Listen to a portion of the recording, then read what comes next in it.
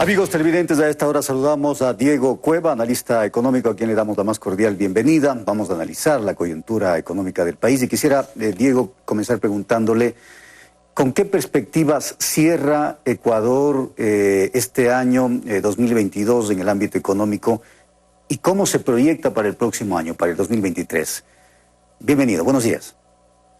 Muy buenos días, un gusto poder compartir en este espacio. Bueno, existen algunos aspectos económicos que se presentan con unas condiciones desfavorables para el Ecuador. Se viene una crisis, se proyecta una crisis en el 2023, una crisis que está afectando economías fuertes, y eso implica que Ecuador se convierte en uno de los países que no son atractivos para la inversión, debido a que muchas economías fuertes están incrementando sus tasas de interés, y lo que genera es que los recursos se vayan hacia esas economías que ofrecen una mejor tasa de interés, y las economías emergentes como Ecuador tengan una disminución de las inversiones. Por otro lado, el riesgo país, por ejemplo, se mantiene en niveles altos. Eso significa también que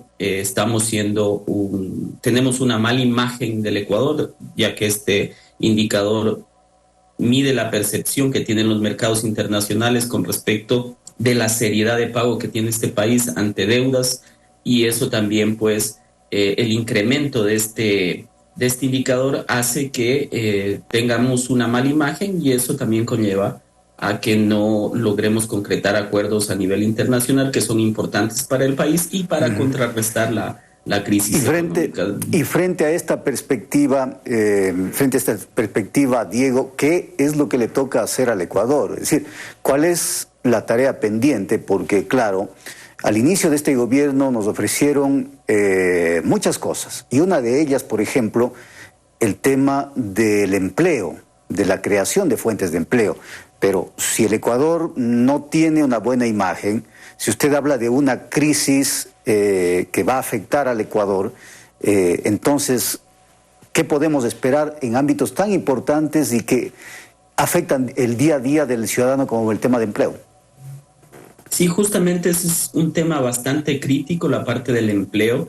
Aún no se recuperan las tasas de empleo adecuado a nivel nacional de lo que teníamos hace algunos años atrás.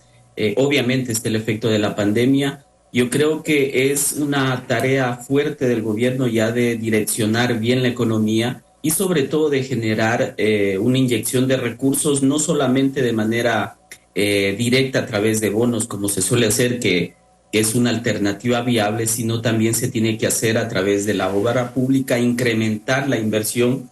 Sabemos que el Ecuador depende mucho de la inversión pública, y eso también va a generar un movimiento de recursos a la interna. Creo que esa es una de las principales vías que tiene que generar el gobierno, sentar ya sobre la mesa las direcciones de la economía, y sobre todo ver hacia dónde va a ir direccionada esta inversión de obra pública que requiere el país, y que eso va a detonar que la economía se mueva y dinamice la economía, y sobre todo beneficia a sectores vulnerables que son los más afectados. Ahora, se ha venido hablando mucho de si el gobierno tiene una hoja de ruta, es decir, tiene una estrategia, si tiene un plan en lo económico para concretarlo mientras dure su periodo. ¿Usted cree que tiene un plan, no tiene un plan, o simplemente va solucionando algunos temas en el camino? Hasta ahora no se ha podido evidenciar una planificación económica, no se ha podido verificar que se tenga una ruta clara de hacia dónde se quiere proyectar el país y cuáles son esas estrategias que se tiene como gobierno para incentivar la economía. Entonces, eso debilita también algunas estrategias a nivel de empresa para poder ver hacia dónde va a marcar el país, y creo que no se visualiza un plan económico. Si bien es cierto, se han incrementado reservas, pero creo que esa es solo una parte del manejo económico. Entonces, se tiene que reactivar y generar un plan adecuado para la economía, sobre todo con prospección a la crisis que se viene. En el tema comercial, ¿cómo está Ecuador? Si bien es cierto, el presidente ha hablado de, por ejemplo, acuerdos comerciales con China, con algunos países. En este momento tenemos un acuerdo con la Unión Europea. No sé cómo está el tema de Estados Unidos. Entiendo que por lo pronto no se podrá avanzar en una especie de acuerdo con Estados Unidos, que es nuestro principal socio comercial. En el tema comercial, ¿cómo hemos avanzado, Diego? Bueno, el tema comercial, nosotros dependemos mucho del mercado externo.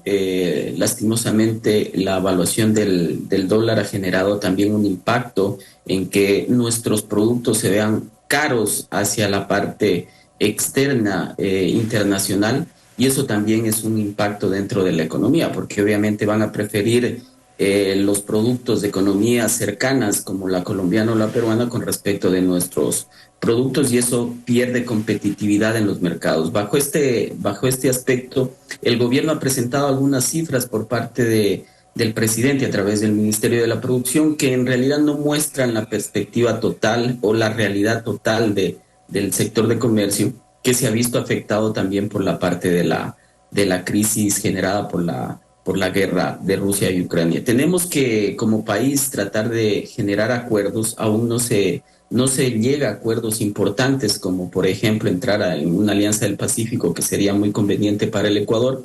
No se visualiza eso como una alternativa, todavía no se tiene claro ese aspecto. Y pues eso también afecta a la parte del comercio, de la economía, que es uno de los sectores que ha incrementado la inflación, y eso está afectando a los sectores, como lo mencioné hace un momento, a los sectores vulnerables. Muy bien, habrá posibilidad de seguir hablando de estos temas muy importantes relacionados con el comercio, con la economía de nuestro país, con las finanzas de nuestro país. Gracias a Diego Cueva, analista económico, por acompañarnos en este espacio. Una pausa y volvemos.